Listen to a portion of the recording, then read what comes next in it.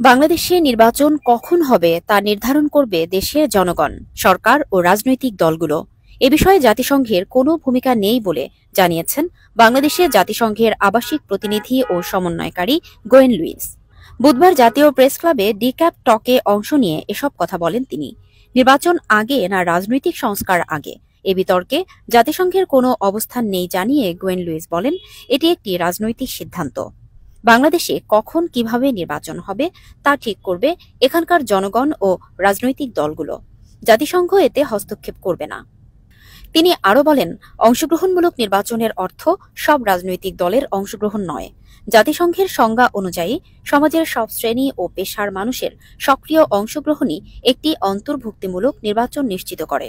এ সময় তিনি ঢাকায় জাতিসংঘ মানবাধিকার বিষয়ক একটি অফিস খোলার বিষয়টিও নিশ্চিত করেন। তিনি বলেন, শিগগিরই ছোট পরিসরে কার্যক্রম শুরু হবে। জাতীয় ঐক্যমত কমিশনের কাজের প্রতি জাতিসংঘের সমর্থনের কথা জানিয়ে গোয়েন লুইস বলেন, তাদের কাজ সহজ নয়, কিন্তু আমরা মনে করি এটি একটি সুষ্ঠু ও অবাধ নির্বাচনের পথ তৈরি করতে সহায়ক হতে পারে। অনুষ্ঠানে আরও বক্তব্য দেন ডিক্যাপ সভাপতি এ কে এম মঈনুদ্দিন ও সাধারণ সম্পাদক মোহাম্মদ আরিফুজ্জামান মামুন।